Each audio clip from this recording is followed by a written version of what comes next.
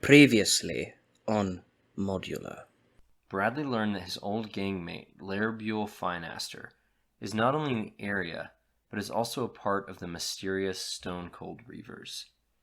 Back in town, our duo heard news that the Dragon of Icespire Peak had killed the local midwife, Adabra Gwen. Bradley took on a job to clear a nearby fortress, just in case the residents of Phandalin needed to flee from the dragon. Bradley felt overwhelmed with the ever-present danger of a dragon nearby, an evil cult working towards some unknown goal, and his enemy Larbuel coming back to haunt him. Luckily for him, Elsa the barmaid decided to join him for the night and help him relax.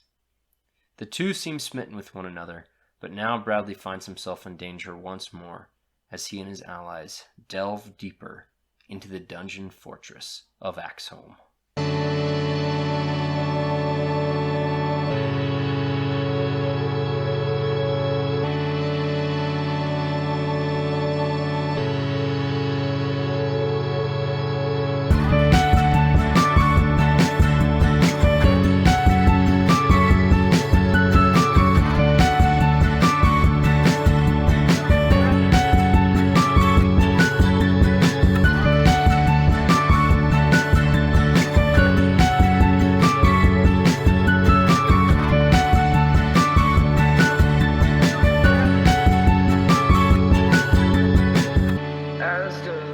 Hello, And welcome. my name is Luke Job, My name is Thorin George, and this is Modular. the podcast where we take you through the modules written by Wizards of the Coast for the 5th edition of D&D. That's right. These are the pre-written stories made up by the folks who made up Dungeons & Dragons. We didn't write them, but we're here to run them for you. Why would we do that, Luke? Well, Thorin, it's a complicated process. There's a lot of science to it, but maybe you're a DM who's thinking about running a particular campaign, and you want to get a feel for how that campaign plays out. Maybe you're a player who has already been in this particular campaign, and you like to listen to us talk about the campaign and play through it so that you can reminisce on the good old days. Maybe you work at a bar and you're closing right now, and you listen to us as you close, because when you close, you're usually alone and you're all by yourself, and it's kind of spooky, and our sweet, sultry voices And also the bar's help haunted. keep you safe. The bar's not haunted. Don't tell them that right now. But you should be warned. Each of our episodes will take on a part of these pre-written adventures. That means there are some major spoilers for the key plot points of each story we're running, and right now we're running Dragon of Icespire Peak. And we're actually pretty far in, so if you're, worried about spoilers, you shouldn't really be listening to this episode. That's very true, Thorn, but you need to give them one more warning. That's right. Modular is not a podcast for kids. It contains explicit language, as well as adult themes like sex, alcohol, drug use, blasphemy, and violence. So please be aware of these not-so-kid-friendly themes. Well, I am. So without further ado, welcome to God. Modular. And our Session 12 of Dragon of Icespire Peak.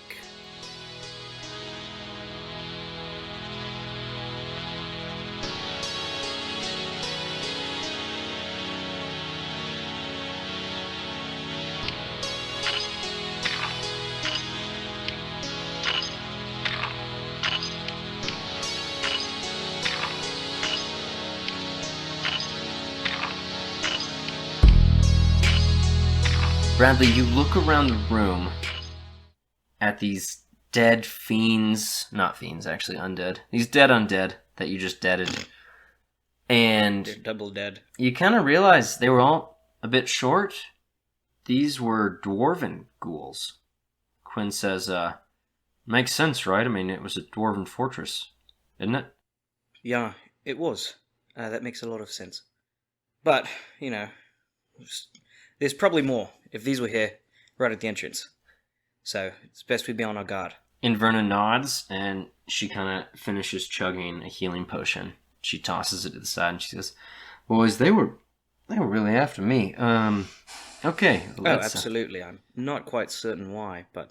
Well, dwarves and elves, right? I mean, I don't know. Yeah, that makes sense. But they're also thoughtless undead creatures. Doesn't matter. Bradley, you have a door, a set of double doors to your right, to your left, and straight ahead of you. Can I do a perception Yeah. to see where the voice came from? Yes. Quinn says, oh, yeah, that fucking voice was spooky as all get out. That's gonna be 24. 24, it came from all around you. Of course it did. Alright, well, I don't want us to split up. Because we could get ambushed once again by the ghouls. And Verna says, Jinkies, gang, good move. Alright, gang, listen up. Leg zoinks, man. I don't know about that. If that was Quinn's voice, nobody would listen to this show. I can't believe I haven't had Quinn jump into your arms yet, like Shaggy does to Scooby. God.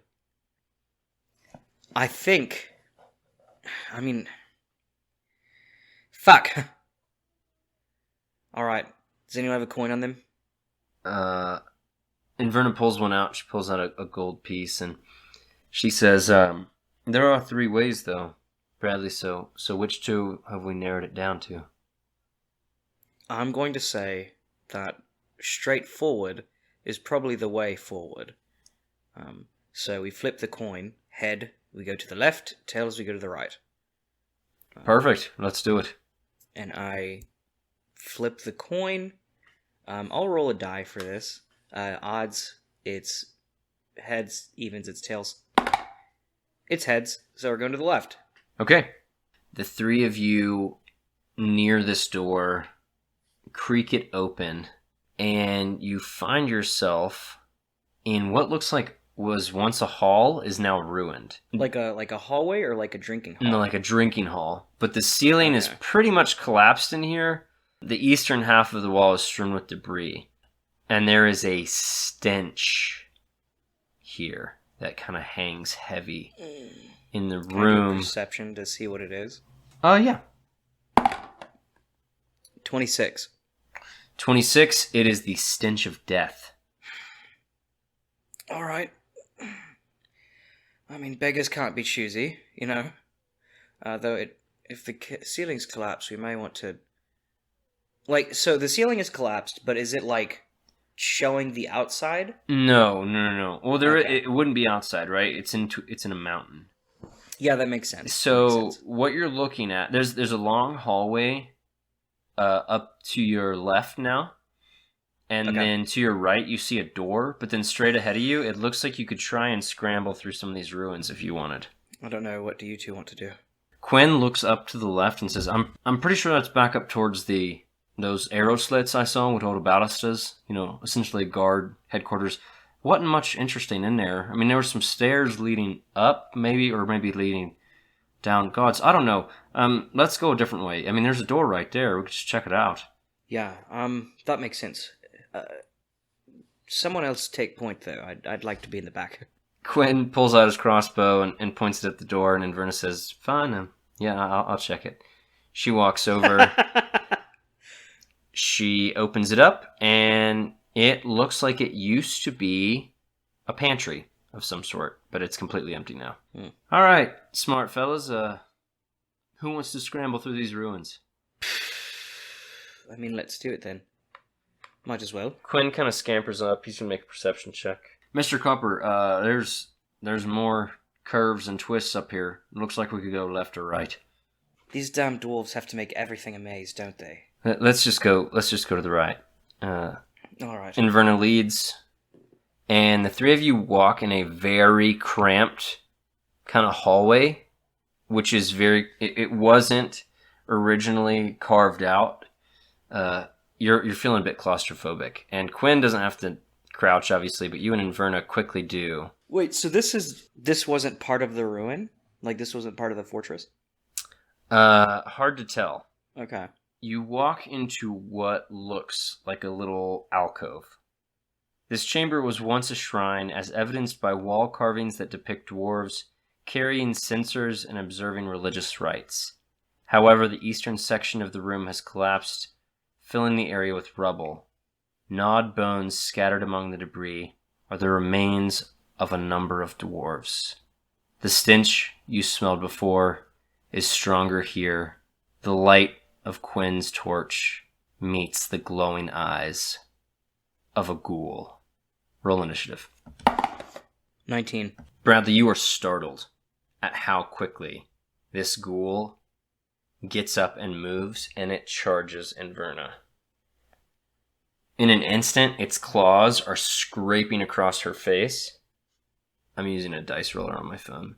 That's why you can't hear my dice rolling. She takes 5 points of damage. She's at 29 HP right now, and she has to make a Constitution saving throw, which she fails.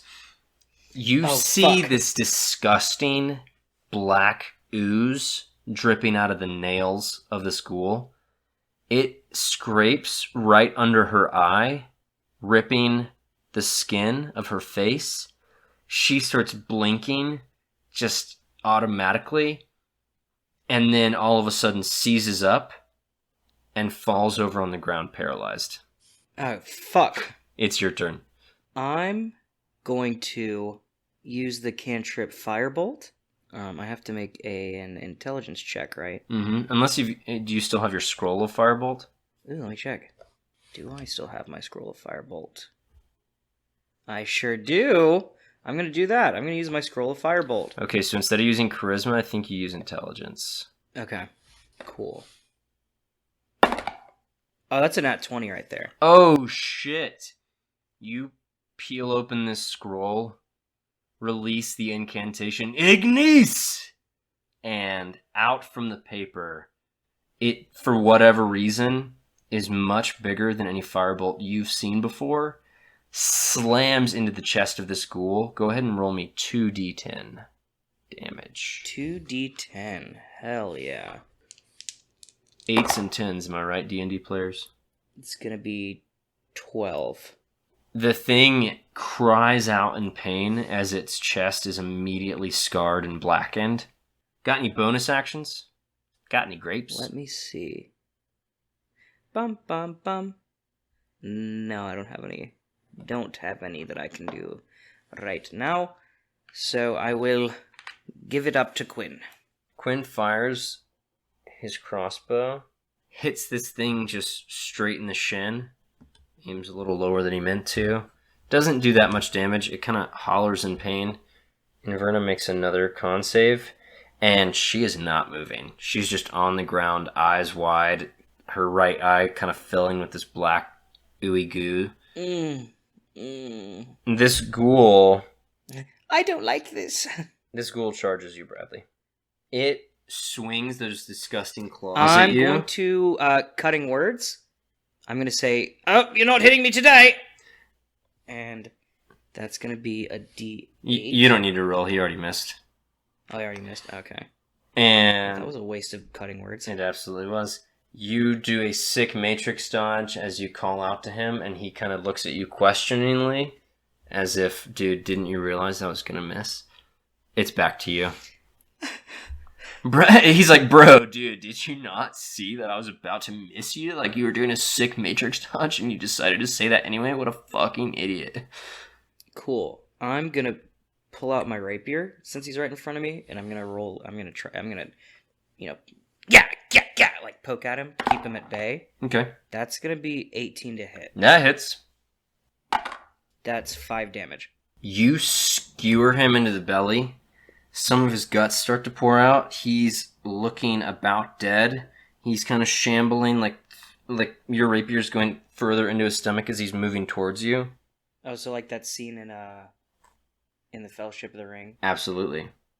But unlike that scene, out of nowhere, one of the hobbits leaps over your shoulder and punches this thing's head off. And that's the end of that combat. Okay. This thing falls to the ground dead. You see that you've killed it. Inverna takes a second, stands up, and says, okay, that was full on paralysis, y'all. Didn't like it one bit, but no, I'm not a fan. Keep their nasty touch Inverna. Oh shit. And first level cure wounds her. Okay. She's gonna get back 10 hit points. She's at 39. So good work. She's feeling better. Make me either perception or I'm investigation. gonna do perception. That's a natural 1 on my perception right there. So a 9 in total, but... Not for me, it's not. Nat 1's a failure. Luckily for you, Quinn is always thinking about treasure. He digs through the rubble, and he finds a platinum amulet on a sturdy golden chain. He kind of holds it out and he says, looks a bit religious. You recognize it? Make me a religion check there, Bradley. Religion. 16. That is the symbol of Moradin, the dwarven god of creation. It's a hammer and anvil. It's pretty clear. Fuck. And it's a cool little... The dwarves' creation god is a communist. There's also what looks to be a little steel box. Okay. In the, like, just around? Just, yeah, right in the rubble. The amulet. Just, like, next to Quinn's foot. I say, Quinn, did you get that box? He leans down and picks it up. He says, "Oh, it's got some weight to it." No, I don't know what's... Open it.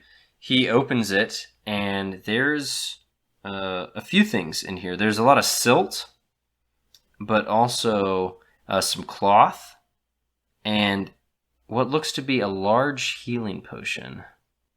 He says, "Mr. Cropper, you want me to hold on to this? What's the deal?" Oh, absolutely. You want me? Why would I not? You want me to, or you want it? I mean, I'm still pretty good. I haven't expended my... I haven't used up all my mana today. I should be able to heal myself some, so I believe you should hold on to the healing potion, since you don't really have a way to heal yourself. Well, I got second wind. But he puts it in his bag. All right, Bradley, there's nothing else in this room other than a set of stairs leading upwards. I'm gonna go back. Go back the other way? Yeah, go back the other way. I don't want to... I'm not too curious about what's up those stairs. Okay, perfect. You talk to your cohorts briefly, and you'll decide to retrace your steps. You are now back in the main hall where you fought all the other ghouls. And there's now a door straight ahead of you, which used to be the door to your right, and there's a door to your left, which used to be the door straight ahead of you. What do you think we should do? I believe we should go down the straight path. So the one to our left. Quinn says, "No need to argue, let's do it." Okay. I was up for group input, but sure. You open these doors and you see that you're in this sort of inner gauntlet. It's essentially another foyer after that large entrance hall, and there are 4 arrow slits on the walls to your left and to your right. And Inverness says, "Yeah, this place is very well fortified. I think we made the right choice coming here." Oh, absolutely. And then there's... Unless a dragon makes it past the front gate, there's no way it could get in here. Yeah, exactly. And if he did, it looks like we've got at least 10 ballistas all throughout this place, ready to fire on him, so I think that's good news. There's one set of double doors in here that continue onward. I say let's go forward. You open these doors, and the stench of death hangs heavy in the air of this dusty, pillared hall, which has a dark, soot-stained fireplace at the east end. A deep alcove in the south wall contains a dais, atop which rests a limestone throne, flanked by granite statues of dwarven warriors. Between the throne and the fireplace is a hallway with stairs leading upwards. I want to go sit on that throne. I feel like that'd be pretty cool. Just want to feel like royalty. Put my butt in that chair before Harbin does. You walk over to the throne, and Inverness says, "What are you doing there, Bradley?" And it's an ego thing. Don't worry about it. Quinn says, "Yeah, that's about right, Mr. Cropper." You sit down on this throne, and it's kind of low to the ground. It's for a dwarf, but otherwise, what does Bradley feel as he's sitting on this throne? It kind of feels right. I feel like I should be sitting on a throne. Maybe not necessarily like an actual throne, but, when all's said and done, and I do retire eventually, I would like to maybe start a little settlement somewhere out in the country. He also feels hot breath and the painful sting of nails scraping across his scalp as a ghoul emerges from behind the throne and strikes into him. Bradley, you take 5 points of damage, and I need you to make me a Constitution saving throw. Of course I do. 16. All right, you are not paralyzed. Roll initiative. 20. Okie dokie. Your pals, Quinn and Inverna, actually rolled even higher than you. Oh, wow. Gods, Mr. Copper! Look out! What are you doing? You need to look before you sit. And they both whip out crossbows and fire on this thing. Quinn rolled a nat 20. Nice. And Inverna also hits, but doesn't crit. Quinn shoots this thing. As you're looking at this next dwarven ghoul, this one looks way fucking tougher. Quinn deals 8 points of damage to it, and Inverna deals 6. So immediately 2 crossbow bolts straight into either shoulder of this thing. It is your turn. You also notice that as you saw this thing's hand peel away with bits of your hair and scalp, it has a shiny golden ring on one of its fingers. Interesting. I'm going to cast Thunderwave, and it needs to make a Constitution save. That is an 11 total. Oh, it fails that. So it's gonna take 5 damage, and it's gonna get pushed away from me 10 feet. All right. That pushes him. He kind of slams back into the wall. He's not really. There wasn't 10 feet for him to go. So he's 5 feet, and he just kind of smacks into the wall. And I'll say he even takes... I'm still going to use that as an opportunity to get out of the chair. Okay. And go away at least 10 feet, or 20 feet. Okay. You could even move diagonally and put Quinn and Inverna between you and this thing. No, I'm not going to do that. Okay. I feel like they'd think a little bit less of me if I did that, Oh, I know. They would. Yeah. This thing kind of staggers back up, and it charges Quinn, and it sinks its teeth into his little cute cheek and just kind of starts pulling at the meat of his cheek. And Quinn takes 11 points of damage. Fuck. And Quinn had already been a little bit hurt. Quinn's got 21 HP right now. It is their turn. Quinn just tries to shove this thing by punching it right in the nose.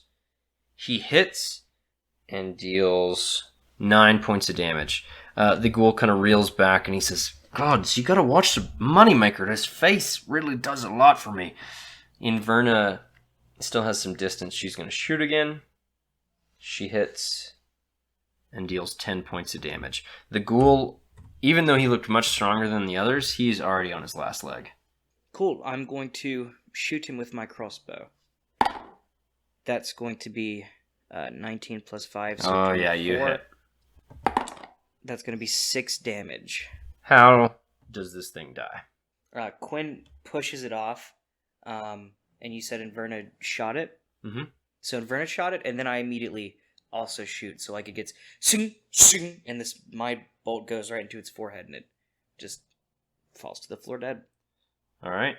You see, you see that shiny ring sitting on its finger, and you just kind of know immediately this was the king of Axeholm. I'm gonna take the ring off its finger. The ring has a crest in it, a hand axe clutched in a dwarven gauntlet. It's just this little kind of cool signet ring. Okay, I'm gonna put it on. Okay, cool. It fits like a glove, like a well-fitted ring. Wow. I can't believe me and this dwarf had the same size fingers. In this room, you see off to your left, and Verna and Quinn's right, there's a set of double doors, and then in the other direction, near this fireplace, it looks like there's some stairs leading up. Alright, so do you think that was the voice that we heard? Quinn says, "Gods, I hope so. But he didn't do much talking. He did a lot of groaning like the other ones." No, he really didn't do much talking, did he? Should we go through the doors, or should we go up the stairs? And Verna says, let's just check out the doors real quick. Why not? Okay. She walks over to him. You don't even have to follow her. She walks into what's a dining room and kind of does one over, checks out another set of doors, and it's a kitchen. Nothing of interest in here. She kind of comes back out and says, "Don't worry about it. Let's head up. Make sure this place is cleared before we leave." Quinn decides to lead this time. You want to be in the back or in the middle? I'll be in the middle. Okay. And Verna's just, quick 10 steps behind you. You walk up these stairs. And your basic understanding of geography, these stairs are very close to the other stairs you already saw. Okay. You no longer smell the stench of death, but you feel cold walking up these stairs. You turn. I feel cold? You turn, and you're in a rather wide hallway. And as you kind of make it onto the level ground, you hear, "You should never have come here. This fortress belongs to me." Who are you? roll me a persuasion check with that question. Okay. What is my persuasion? Should be high, you charismatic It's bitch. pretty high, yeah. 19. I am Vildara, and I haunt these halls. Can I see if I know that name? Yeah, make me a history. Quinn is not going to, but Inverna is. I got an 8 history. That's what Inverna rolled. Oh, wow. You don't know that name. Neither does she. But in an instant, the luminous, wispy form of a female elf floats past you in the dusty hall. Its face wreathed in a tangle of gossamer hair. Its body clad in spectral rags that flutter around it. The apparition's face becomes a mask of rage as it screams, "Get out of my home!" I need you to make me a wisdom saving throw. Shit. Explains why they were going after the elf, then. Wisdom save? Mm-hmm. Got a 9. You got a 9. Let's see here. Quinn has advantage on this, because he's a tough little I also halfling. have inspiration. Yeah? Can I reroll? Yeah. Cool. Just gonna use up that inspiration. Maybe could have saved that for later. I'm pulling out my gold die. It's the good one. 20. Not a natural, but still a 20. You and Quinn look this disgusting banshee right in her face. She doesn't scare you. Inverna kind of gasps. Bradley, we need to run. And she turns, she's frightened, and she begins to move in the opposite direction, trying to flee. Why are you here, Vildara? I need you to roll initiative. Oh, okay. 16. What's your HP at right now? 27 out of 40. Was my rapier silvered? Or no? Yes, it is. It is? Thank God.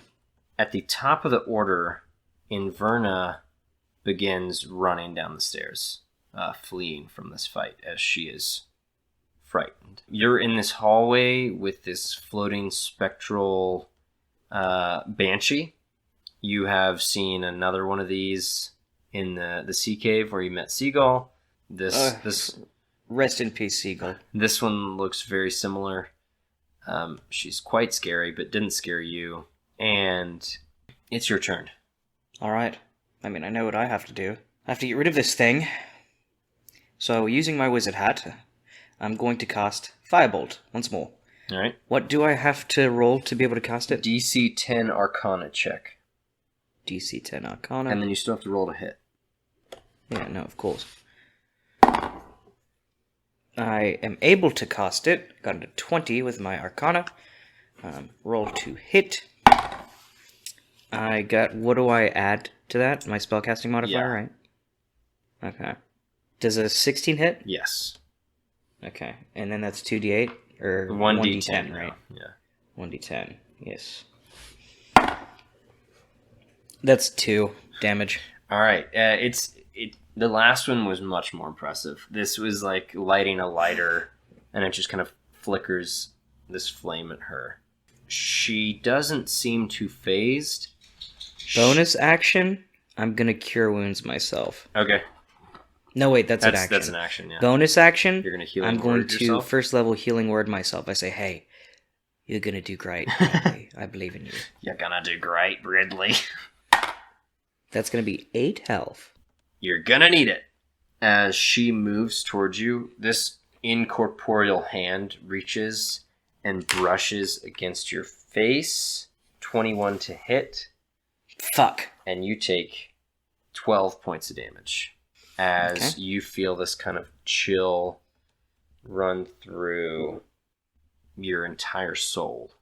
Quinn rushes in just right next to you. This hallway is pretty wide, and he punches this creature. He rolled a nat 1, but he rerolls that. He hits, but he's only going to do half damage because he's not using anything magical. And he really winds up... We should get you some silver gauntlets. Let me remind you, Bradley, that you also have a +1 mace, which would count as magical. So he would have done 12 damage. He does 6 instead.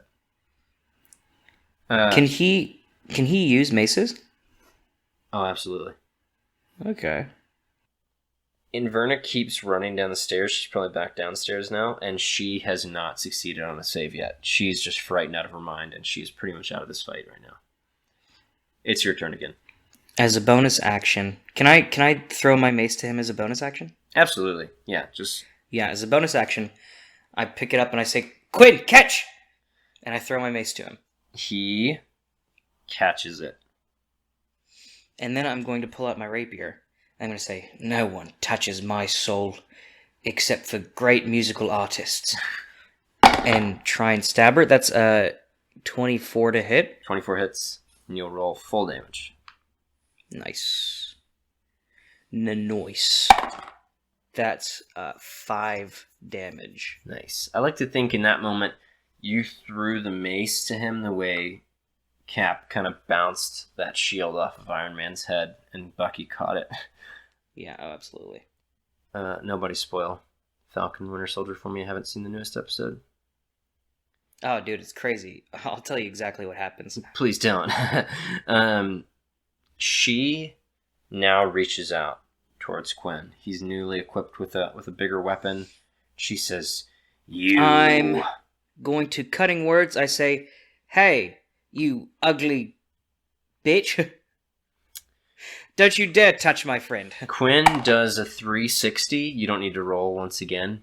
Are you fucking kidding me? She completely misses him. God damn it! And you wasted your cutting words because that was. I don't have any more. I'm out now. And that means out of bardic inspirations too. Rough. So yeah, she was gonna miss either way. Quinn says, "You can't hit me, but I can hit you." And he swings, knocks her right in her sort of ghostly stomach. And how much does a mace do? 1d6? +1? Yeah. So, +1 mace? Yeah. Okay, and plus his strength, he does 7 damage to her. Nice. Kind of pokes into her. Downstairs somewhere you hear footsteps. God, yeah, Inverna can't make this save. Like, I've rolled a 2, a 3, and a 5. I mean, maybe she's just not meant to be in this fight. Maybe she's not. Bradley, it's back to you. Back to me. I'm gonna go off of what he just did. So he hit her with the mace. I'm just gonna like try and slice at her with the rapier again. I missed though, so that's okay. All right. She isn't worried about you because you missed her. She attacks Quinn once more. She hits. Quinn takes 10 points of damage. He is hurted, but he ain't dead. He's still got double digits HP. Okay, good.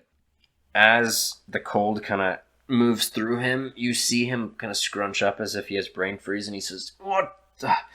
I'm tired of fighting crazy things. Just let us fight some bandits. Something, I don't know, something I understand."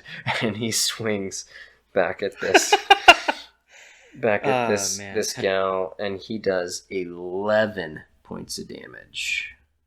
Fuck yeah. Hey Quinn, play Skyrim for now and you'll be tired of bandits. Skyrim, what? Okay. Back to you, as Inverna once again fails. Once again fails. And at this point now, trooper. Once she succeeds, she's going to have to use probably 2 actions just to run back. So I'm going to try and slice the ghost again with the rapier. That's going to be a 17 to hit. That's a hit. That's going to be 8 damage. 8 damage, you slice her, the silver in this weapon really actually letting you connect this hit. And you've damaged her once more. She reaches out, tries to attack Quinn again, hits him.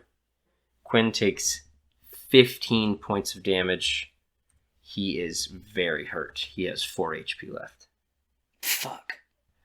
He kind of gets knocked against the wall. Okay, die, you ghostly bitch. And he swings on her, connects, does 6 points of damage. Minimal damage, in other words. It is your turn. It's actually Inverna's turn. She succeeds. Finally. Somewhere she yells, "I'm coming. I'll be back. I'll be back up there. Just a little bit." And she's running back. And now it's your turn. Cool. Bonus action. I'm going to cast a 3rd level healing word on Quinn. 3rd level. He needs it. He also has a second wind he can use. Oh yeah, he does have second wind and that healing potion. He's not going to use that healing potion, but he gets 10 health back, which isn't that much, honestly. I mean, he's back up to 14, so he's feeling better. That's your bonus action. That's my bonus action. My action, I'm going to say, "Don't you dare touch my friend again!" And that's going to be a 12 to hit? 12 is a hit. Nice. That's going to be a D8 plus 2. 7 damage. Alright, when you hit her with that, you see that she is looking somehow bloodied. You don't know what's going on, but she hurts bad. She lets out a wail. I need you both to make me Constitution saving throws. I got a 4. Bradley, everything goes black as you drop to 0 hit points automatically. This wail sends a shockwave through you.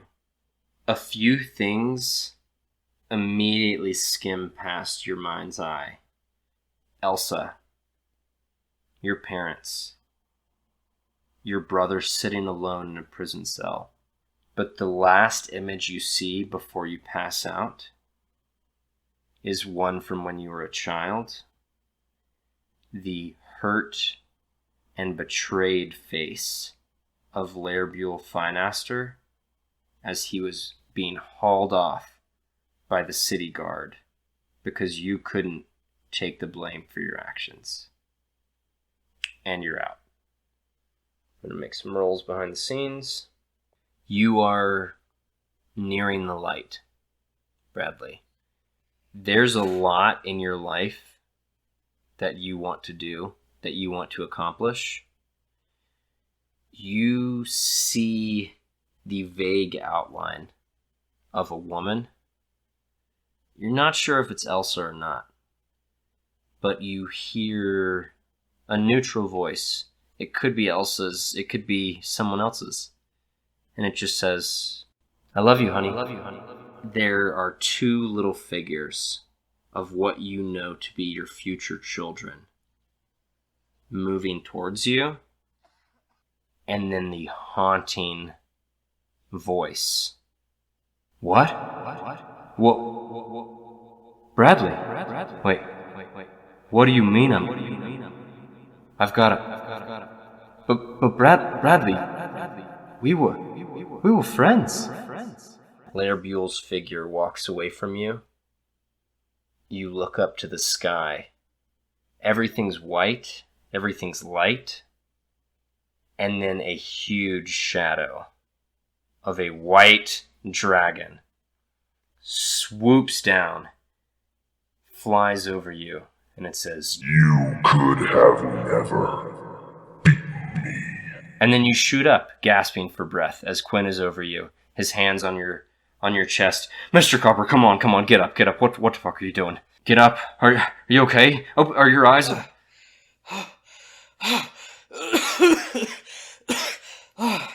Oh, Quinn, what the fuck did you do? I fucking killed the Banshee. What the fuck did you do? Oh, man.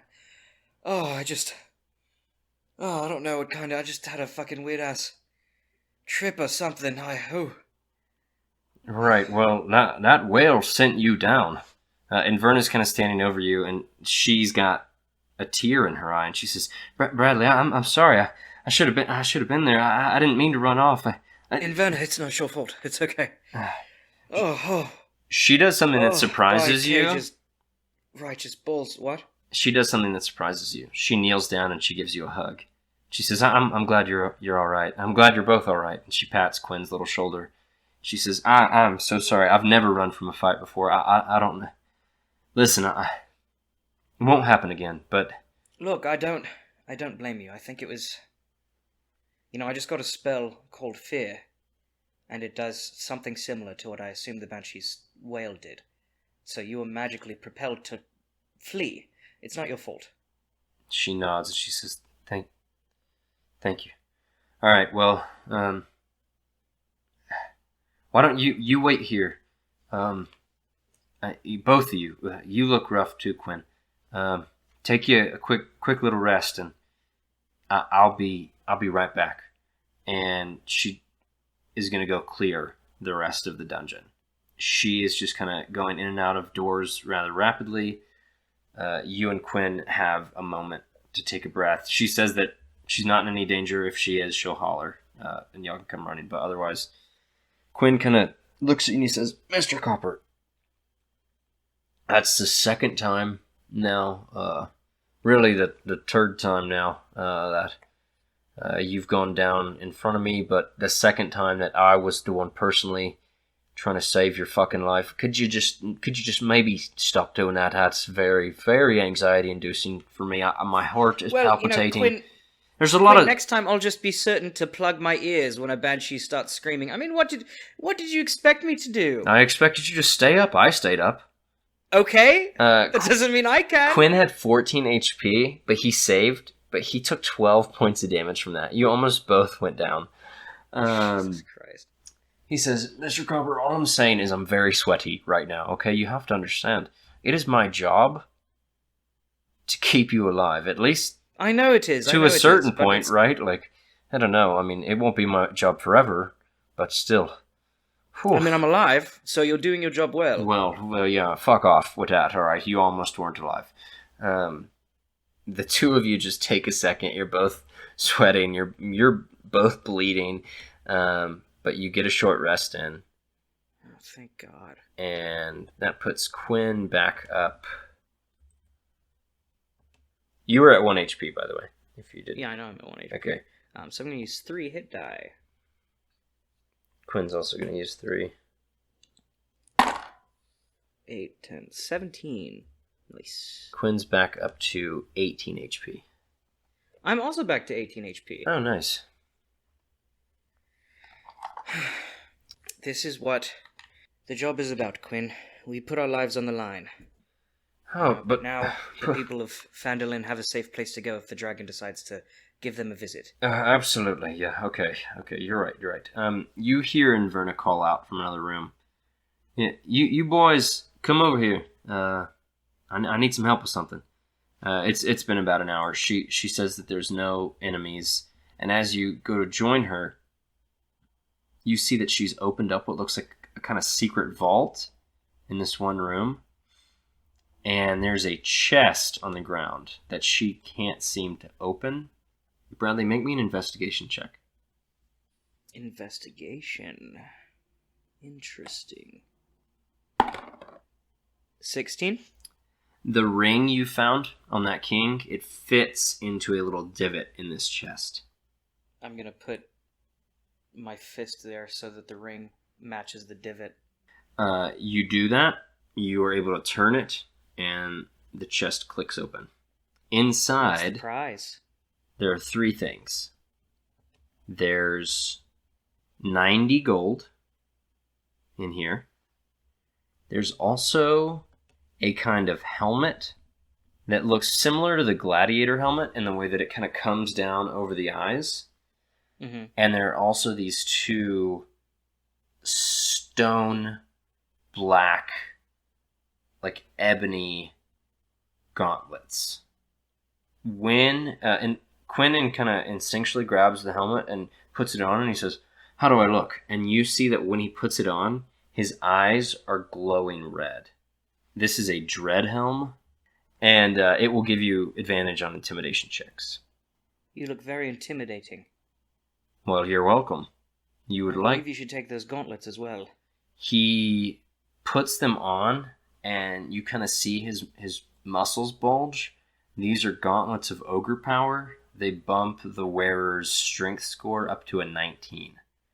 Quinn's strength score is already an 18, and he says, I actually think wearing these, I'm not going to be able to do much punching. He says, there's no real knuckles on them. You want them? Sure, why not? He passes them to you, and you're going to be a lot stronger than you used to be.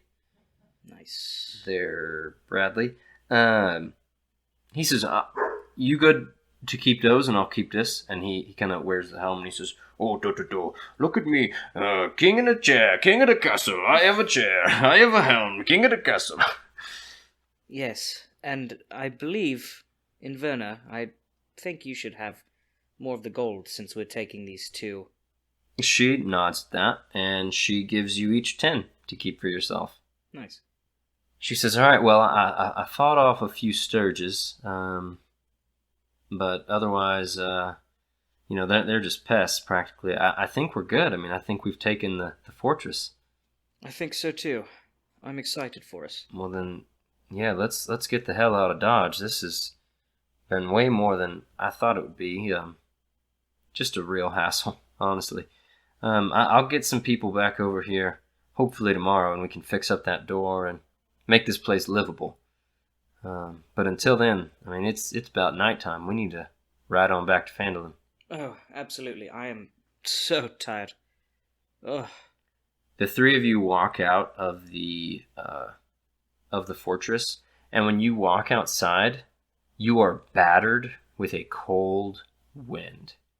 It is snowing. Like, not snowing. It is snowing.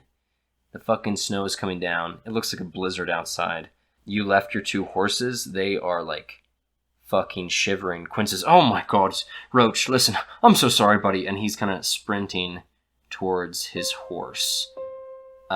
These 2 horses are both, like, huddled together, kind of shivering. And as he nears his horse, a giant gust of wind hits the 3 of you, and Roach is crushed to death as a white dragon lands on its back. He looks at Quinn and he says, What do you have for me, little one?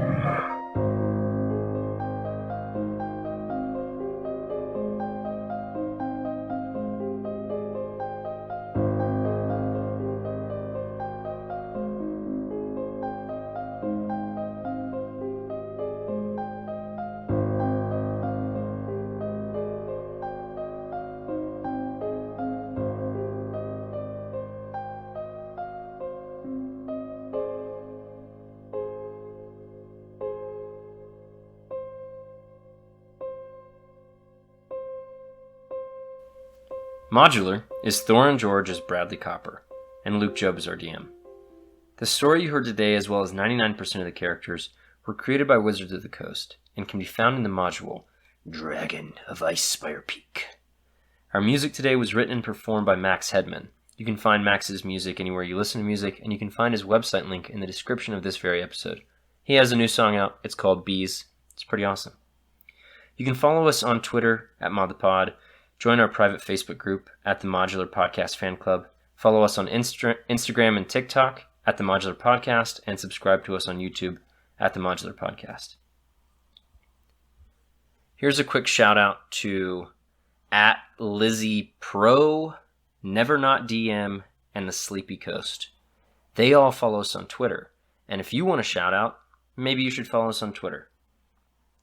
Thank you so much for supporting this show. We only have a few episodes left of our first season, and it means the world to us, all of the feedback we're getting, all of the participation and listenership that we're getting.